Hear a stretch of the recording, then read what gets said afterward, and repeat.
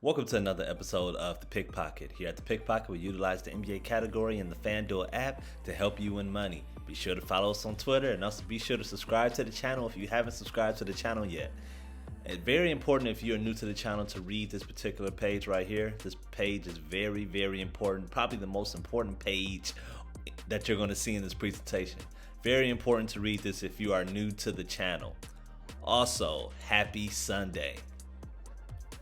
Mock lineup. Feel free to use a mock lineup we provide for you guys as a base and substitute players who you see fit to get your own taste for your own lineup.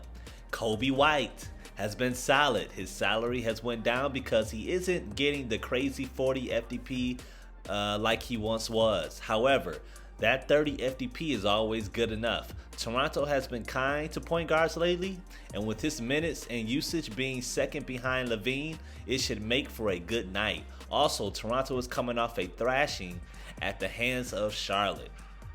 My boy Darius Garland is tricky. He is listed probable, but is likely to play. If he plays, he should do well. Atlanta is still near the bottom in defense, and it's not just at the point guard position. Garland isn't as dynamic as Sexton, but he gets the job done, handling out assists and decent points.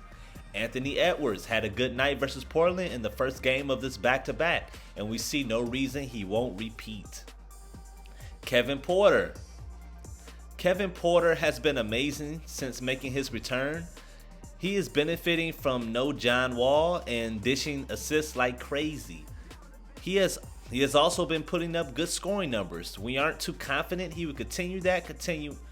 We're not too confident he would continue that scoring trend versus Boston, but his salary is too nice to pass up.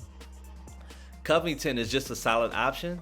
There are a ton of players out tonight, and the power forward position is not the best. He wasn't terrible last night versus Minnesota, and if he can do the same or better, he can definitely live up to that salary. Kelly Olynyk, my boy KO, Kelly Olynyk.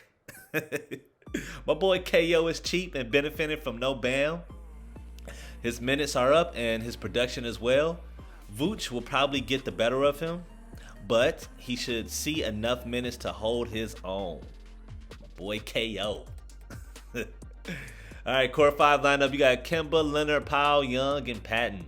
Kemba is playing a team with no actual point guard. Porter is running that spot for him, and he is playing out of position. Houston still allows any and everyone to have their best night on them. Kemba has been good than average. Has been good then average lately. This can turn into a good game for him if he can stay on the floor. Kawhi, the cyborg, really needs no explanation. The cyborg is just a big piece in this core 5. He appears to be serious and locked in for this playoff push, and New Orleans will have no real answer for him. He does a little of everything, and the only way his FDP isn't good is if he's shooting very poorly. Not likely, so anticipate a good night because New Orleans is awful. Their defense is atrocious. Norman Powell. Norman Powell continues to be solid. Not his best work last game, but Chicago should help him out getting back on track. When thinking about who they could put on him and how they can stop his scoring, no one came to mind. Careful, his FDP can be very reliant on his scoring. Young is why is that a tongue twister for me? Young is an unusual core 5 player. Got it. There we go. He's had at least 30 FDP in his last few games while playing less than 30 minutes a game. While watching to see what stands out in these games with Chicago, he literally finds himself chipping in with points, rebounds, and assists. Nothing too flashy, but helps get to 30 FDP. Patton has seemingly come out of nowhere, and his salary has been friendly.